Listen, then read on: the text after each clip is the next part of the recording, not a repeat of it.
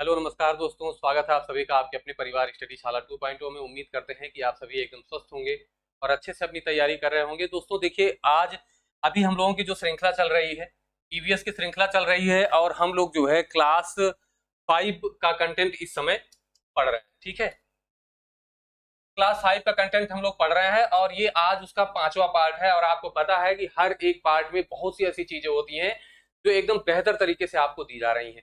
तो अगर आप नए हैं चैनल पे तो प्लेलिस्ट में जाइएगा और वहां से आप पूरी जो है वीडियोस वहां से आप प्राप्त कर सकते हैं। ठीक है, तो चलिए बिना समय गंवाए आज की वीडियो हम लोग शुरू करते हैं। ये आपके ईवीएस और ईवीएस जो है ये सुपर टेट और यूपी टेट दोनों के लिए एकदम बेहतरीन है।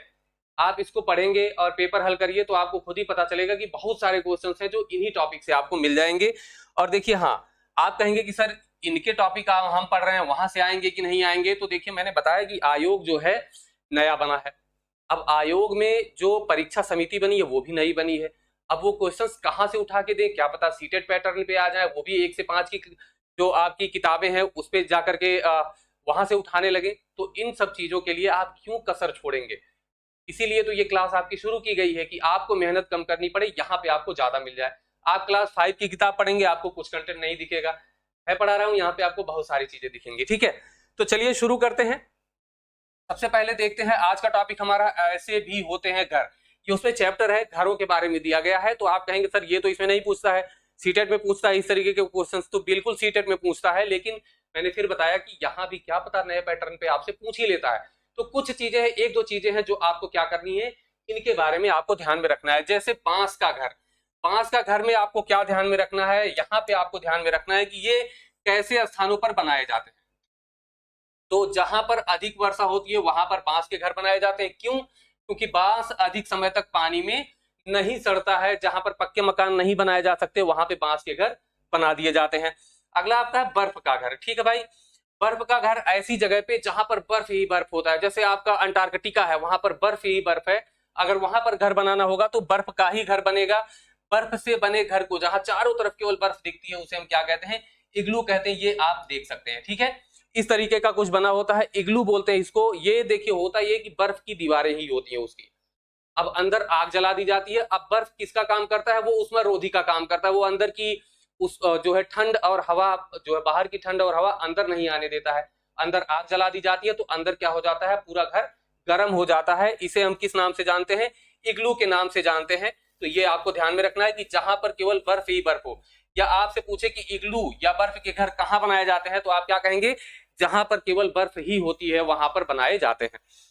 आगे अगर हम बात करें मिट्टी के घर, तो मिट्टी के घर देखिए जहां बारिश बहुत कम होती है और गर्मी बहुत ज्यादा पड़ती है। तो मिट्टी के घरों की दीवारें मोटी होती हैं। ठीक है, बाहर उसमें पुताई भी कर दी जाती है मिट्टी से। तो उसमें सूर्य का प्रकाश जो है अपनी ऊष्मा वो अंदर तक पहुंचा ही नहीं पाता है। ठीक है, तो घर कैसा होता है भाई, ठंडा होता है। बारिश भी कम होती है तो मिट्टी का नुकसान भी कम होता है। आप कहेंगे दीवारें कैसे, तो जो गांव में है उनको पता होंगी कि मिट्टी गीली रहती है, वो रख रख के दीवार बना दी जाती है और मिट्टी धूप से अपने आप क्या होती है, कठोर हो जाती है। ठीक है भाई, तैरते हुए घर, तैरते हुए घर जिन्हें हम हाउस बोट भी कहते हैं, ये आपको कश्मीर क्षेत्र की नदियों में भी देखने को मिल जाएगा। और आपको बहुत सारे देशों में भी जहां जो है नदियां ज्यादा बहती हैं अगल बगल से, वहां पर क्या होता है देखने को आपको ये चीज, ये वाला घर मिल जाएगा, तैरता हुआ घर या हाउस बोट जिसे कहते हैं। मतलब घर ऐसा जो क्या हो, बोट की तरह हो। ठीक है, तो उसे हाउस बोट कहते हैं। ये बना ही ऐसे होता है जैसे कि क्या हो, बोट हो। ठीक है भाई, बोट की तरह बना होता है और पानी में क्या करता है, तैरता है। तो ये ध्यान रखेंगे, हाउस बोट जो है, तैरते हुए घर। नदियों में कौन से घर होते हैं, तो आप कहेंगे सर हाउस बोट होते हैं लकड़ी के डोंगे की तरह। डोंगा मतलब इस तरीके का डोंगा होता है ना, उसके भांति बने होते हैं और नावों की तरह पानी में तैरते भी हैं। तो इन्हें हम हाउस बोट कहते हैं, ये भी आप ध्यान में रखेंगे। आगे अगर देखें तो सामपान, ये इंपॉर्टेंट है। ठीक है, क्या है भाई, सामपान है। सामपान क्या है, तो सबसे पहले ये वाले जो घर होते हैं वो चीन में होते हैं।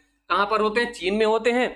ये भी नाव पर बने घर होते हैं, ये भी नाव पर बने घर होते हैं, लेकिन ये हाउस बोट नहीं होते हैं। नाव पर बने घर होते हैं, वहीं पे ये लोग रहते हैं, खाते पीते हैं, सोते हैं। और सबसे खास बात कि वहीं सब्जियां भी उगाते हैं और मुर्गियां भी पालते हैं। क्योंकि वो कीड़े मकोड़े जानवर ज्यादा खाते हैं तो मुर्गियों से उनका काम चल जाता है भाई। ठीक है, तो ये सामपान उसी को कहते हैं जिसपे ये मुर्गी पालन, सब्जियों की खेती भी कर लेते हैं और वहीं रहते भी हैं, तो इसे हम क्या कहते हैं? ऐसे घरों को साम्पान कहते हैं। वो नदी में तैरते रहते हैं, ठीक है, तो ऐसे घरों को साम्पान कह देते हैं। पत्थर के घर आपके कहां पर बनते हैं? ये पर्वतीय क्षेत्रों पर बनते हैं। कहां? पर्वतीय क्षेत्रों पर, जहां बहुत बारिश भी होती है और बर्फ भी गिरती है। अब दोनों चीजें होती हैं, बारिश और बर्फ। ये देखिए इसकी छत होती है, ठीक है, बारिश और बर्फ, इनकी छत जो होती है ढलवा होती है, ऐसे ढाल की तरह बनती है, ठीक है, ताकि बारिश हो तो भी पानी नीचे चला जाए और बर्फ गिरे तो भी वो सड़क के कहां चली जाए? नीचे चली जाए। तो बर्फ, ये जो आपके पत्थर के घर कहां पर? पर्वतीय क्षेत्रों में बनते हैं, बर्फ और बारिश दोनों से सुरक्षा देते हैं, ठीक है। चलिए अगला हमारा टॉपिक है आपदाएं और उनसे बचाव। आपदाएं और उनसे बचाव, इसको देखते हैं हम लोग कि आपदा, पहली चीज आपदा क्या होती है? आपदा का जो अर्थ होता है वो अचानक से आने वाला संकट या अचानक से होने वाली घटना ही क्या कहलाती है? आपदा कहलाती है, ठीक है। इसमें क्या होता है? जीवन जो है अस्त व्यस्त हो जाता है। क्या होता है? जीवन अस्त व्यस्त हो जाता है। जैसे भूकंप अगर आ जाए तो वहां का जीवन अस्त व्यस्त हो जाएगा, घर गिर जाएगा, तमाम जन हानि की नुकसान, जन धन की हानि हो जाती है। तो ये होती हैं आपदाएं। अब आपदाएं दो प्रकार की होती हैं। यहां हम लोग सामान्य एक अध्ययन करते हुए चल रहे हैं ताकि अगर आ जाए तो आपका गलत ना हो। दो प्रकार की होती हैं, एक प्राकृतिक आपदाएं होती हैं और एक मानव जनित आपदाएं होती हैं। अब यहां पर आप कहेंगे प्राकृतिक आपदा मतलब जो प्रकृति से उत्पन्न होते हैं या प्रकृति जन्य होते हैं।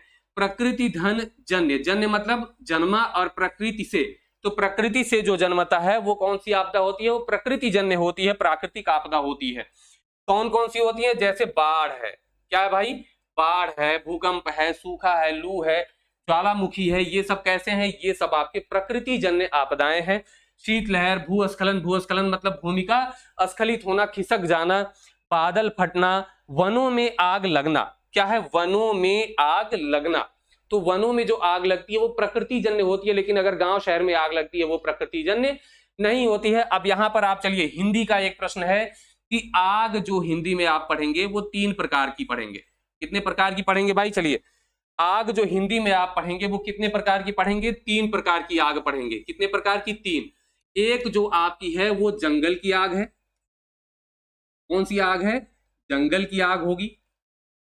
एक जो आग है आपकी वो पेट की आग होगी, पेट की आग। और एक आप जो पढ़ेंगे वो समुद्र की आग होगी,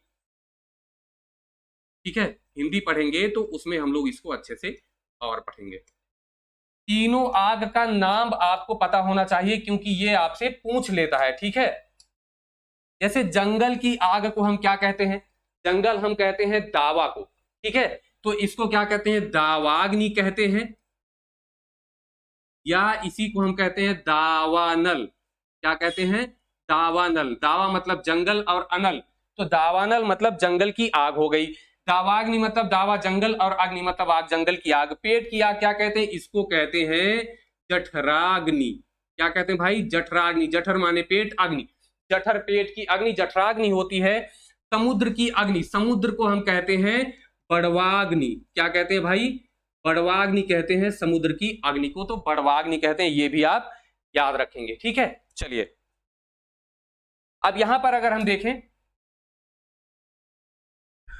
मानव जनित कौन कौन सी आपदाएं हो जाती हैं, तो मानव जनित जो मानव जन्य होती हैं, जो मानव से उत्पन्न होती हैं आपदाएं, वो मानव जनित होंगी। जैसे आग, देखिए यहां पर ये जंगल की आग की बात नहीं हो रही है। प्रदूषण जो होता है वो भी किस में आता है? मानव जनित आपदा। रासायनिक दुर्घटनाएं, जैसे भोपाल गैस त्रासदी आपने पढ़ा था, अभी पढ़ा नहीं है, मैं आगे पढ़ाने वाला हूं, ठीक है। जनसंख्या विस्फोट, ये भी क्या है? ये भी एक आपदा है। जनसंख्या विस्फोट क्या होती है? आपदा है, लेकिन मानवजन्य आपदा है। भीषण रेल दुर्घटनाएं जो आजकल हमारे देश में बहुत ज्यादा हो रही हैं और किसी को उसकी कोई फिक्र ही नहीं हो रही है ना। अब यहां पर अगर हम बात करते हैं कि अगर आपदाओं के लिए कोई व्यवस्था की गई है अपने यहां, कोई फोर्स बनी है, अगर हम उसकी बात करते हैं तो बिल्कुल बनी है। आपकी है NDRF। क्या बनी है? NDRF। अब आप कहेंगे सर ये क्या है? NDRF क्या होती है? ठीक है, पहले तो इसका गठन हुआ है 26 जनवरी सन 2006 को, ठीक है। क्या हुआ है भाई? 26 जनवरी सन 2006 को इसका गठन किया गया है। और इसका नाम क्या है? इसका नाम है, एन से हो गया नेशनल ठीक है, ये आपसे फुल फॉर्म पूछ सकता है। तो नेशनल, डी से डिजास्टर, आर से हो गया रिस्पॉन्स, और एफ से हो गया फोर्स। ठीक है, राष्ट्रीय आपदा प्रतिक्रिया बल, क्या नाम हो जाएगा इसका? राष्ट्रीय आपदा प्रतिक्रिया बल। राष्ट्रीय आपदा, ये नाम आपसे पूछ सकता है भाई, प्रतिक्रिया, इसीलिए इसे आप क्या करेंगे, याद रखेंगे। राष्ट्रीय आपदा प्रतिक्रिया बल जो है ये आपका है एनडीआरएफ। ये कहीं भी दुर्घटना होती है, कुछ भी होता है, बाढ़ आ जाए, भूकंप आ जाए, तो वहां पर सहायता देने के लिए इस बल का गठन किया गया है। ठीक है, और अगर बात करें कि किस अधिनियम के तहत किया गया है, तो राष्ट्रीय आपदा जो है प्रबंधन अधिनियम, कौन सा है? राष्ट्रीय आपदा प्रबंधन अधिनियम, ये भी याद रखेंगे आप। राष्ट्रीय आपदा प्रबंधन अधिनियम 2005 के तहत इसे गठित किया गया था। 26 जनवरी सन 2006 को गठित किया गया था इसे। ये आपको अच्छे से तैयार होना चाहिए, याद हो जाना चाहिए। ठीक है, चलिए अब हम बात कर लेते हैं। हमने बताया आपसे कि त्रासदी की बात थी, तो अब एक त्रासदी है आपकी भोपाल गैस त्रासदी, मानव जनित। ठीक है, दो चीजें हम पढ़ेंगे इसमें, एक ये पढ़ेंगे मानव जनित में, और एक हम भूकंप पढ़ेंगे। किसमें पढ़ेंगे भाई? भूकंप पढ़ेंगे, जो आपके प्रकृति जन्य है, क्योंकि आपकी कक्षा 5 की किताब में केवल भूकंप और आग, ठीक है, भूकंप और आग के बारे में दिया गया था। फिर भी मैंने इसमें एक्स्ट्रा चीजें ऐड की हैं, क्योंकि ये बार बार आपसे प्रश्न पूछा जाता है और आपदाओं से संबंधित है। भोपाल गैस त्रासदी से आपसे 3-4 पॉइंट पूछता है, जिसका नाम आपको एकदम अच्छे से, जो एकदम रटी होनी चाहिए। सबसे पहला कि कब हुई थी भोपाल गैस त्रासदी, तो आप कहेंगे सर 3 दिसंबर 1984 को। कब हुई थी? 3 दिसंबर 1984 को हुई थी। ये 2 दिसंबर की रात्रि, मध्य रात्रि, ठीक है, वहां पर गैस लीकेज हुई थी। गैस लीकेज तो हुई, लेकिन ये कब पता चला? ये पता चला 3 तारीख को। तो 3 दिसंबर ही इसकी डेट आपको 1984 पता होनी चाहिए। कहां पर हुई थी? तो आप कहेंगे सर नाम ही है भोपाल, तो भोपाल में हुई। और भोपाल कहां? मध्य प्रदेश की राजधानी ही है, तो मध्य प्रदेश में। वहां पर एक फैक्ट्री थी यूनियन कार्बाइड की। किसकी फैक्ट्री थी? यूनियन कार्बाइड की फैक्ट्री थी, यूनियन कार्बाइड इंडिया लिमिटेड के नाम से, जो कि कीटनाशक उत्पाद बनाती थी। यह भी प्रश्न पूछा जा चुका है, किसी अन्य परीक्षा में, यूपी टेट में नहीं पूछा गया है कि कौन सी कंपनी वो क्या उत्पाद बनाती थी, तो कीटनाशक बनाती थी, ध्यान रखेंगे। और कौन सा रसायन, यही तो बार बार पूछा गया है कि कौन सा रसायन, दो चीज, कब और कौन सा रसायन। तो कौन सा रसायन लीक हुआ था? Methyl isocyanate. मिथाइल आइसोसाइनेट, एकदम रट लीजिए, मिथाइल आइसोसाइनेट। अब यहां पर देखिए, हर कोई जानता है कि ये पूछा जाता है, ये पूछा जाता है, लेकिन एग्जामिनर क्या करेगा? वो कहेगा चलो मिथाइल आइसोसाइनेट का रासायनिक फार्मूला बताओ। तो आप कहेंगे ये तो हमने कभी पढ़ा ही नहीं। क्यों? क्योंकि आपने स्टडी शाला अंकित सर की क्लास तो ली ही नहीं, इसीलिए आपको पता नहीं है। तो अब क्या करेंगे? अब करेंगे आप कि भाई मैंने सही किया। कैसे? क्योंकि स्टडी शाला पे क्लास मैंने ली थी। C2H3NO, मिथाइल आइसोसाइनेट, C2H3NO आपको एकदम अच्छे से याद कर लेना है। C2H3NO, C2H3NO, ये मिथाइल आइसोसाइनेट आप कहीं लिख के चिपका लीजिए, आपको याद होना चाहिए। ठीक है, अब हमारी अगली आपदा है भूकंप। ठीक भाई, भूकंप का मतलब क्या होता है? भू और कंप। भू मतलब भूमि, कंप मतलब कंपन करना। भूमि का कंपन करना ही क्या हो जाता है? भूकंप हो जाता है। विनाशकारी होता है, आपको पता है ये विनाशकारी होता है, जाहिर सी बात है।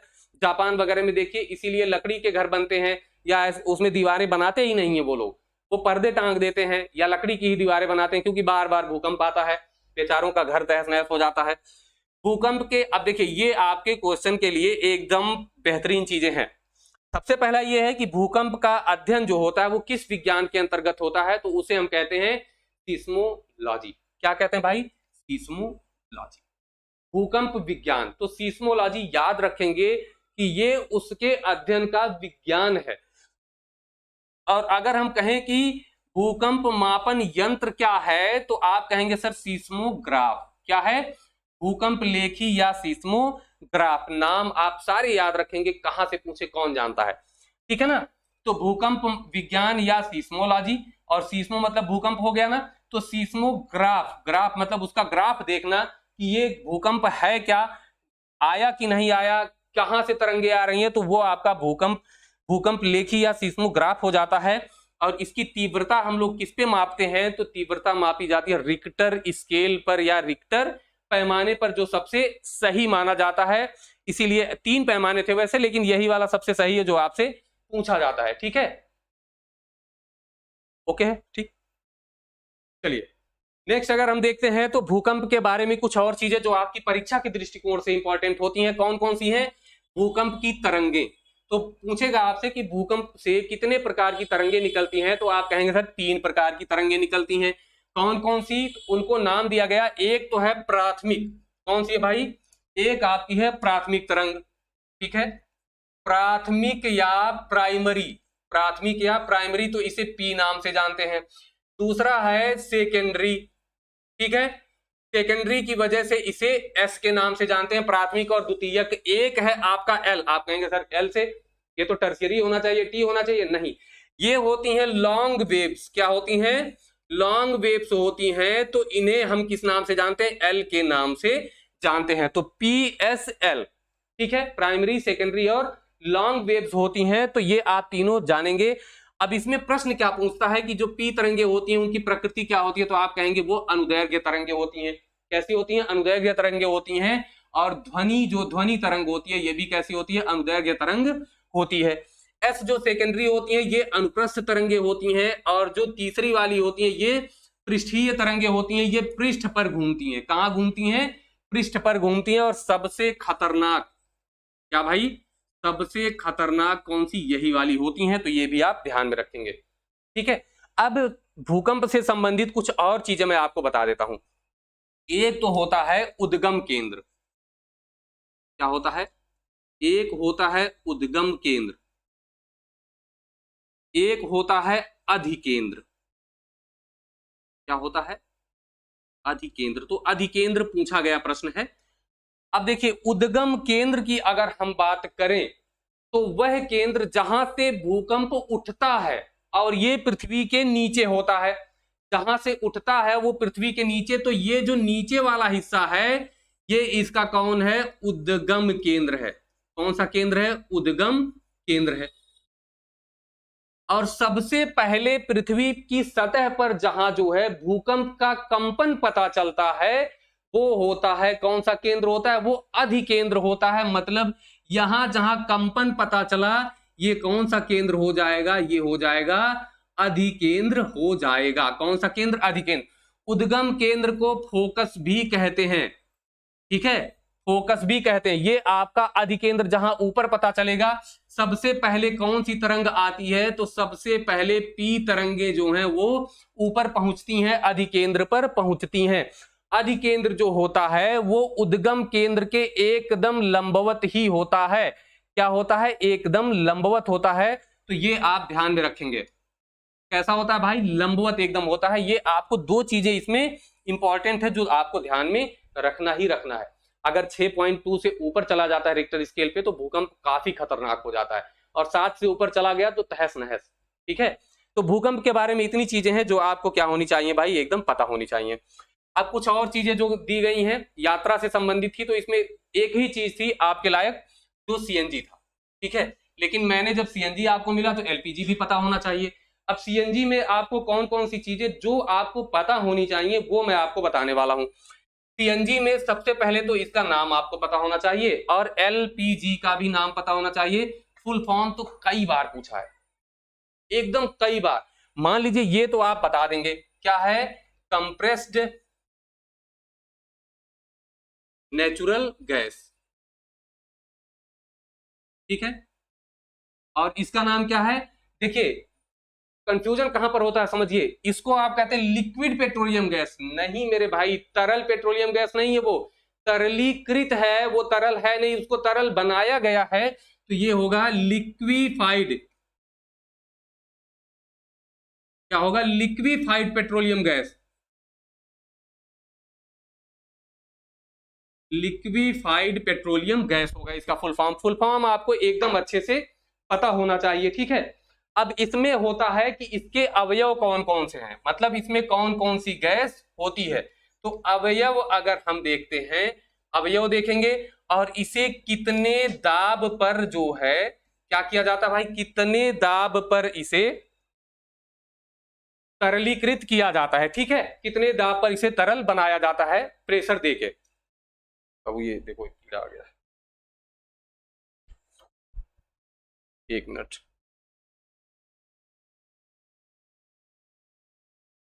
देखो बाबू नीचे। चलिए, अवयव कौन कौन से हैं और कितने दाब पर इसे तरल बनाया जाता है, आपको सीएनजी में ये चीज पूछता है, ठीक है। सीएनजी के जो अवयव हैं वो हैं मीथेन,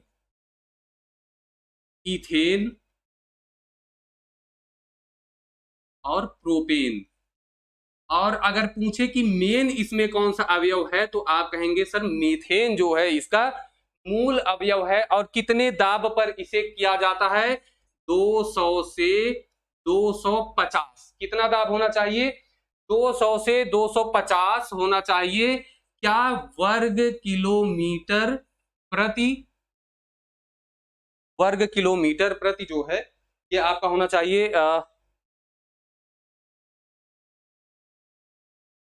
वर्ग किलोमीटर, नहीं वर्ग किलोमीटर नहीं, हाँ किलोमीटर प्रति वर्ग सेंटीमीटर। अब ठीक है, इतना दाब होना चाहिए, 200 से 250 किलोमीटर प्रति वर्ग सेंटीमीटर दाब होना चाहिए, तब ये सीएनजी में कन्वर्ट होता है, ठीक है।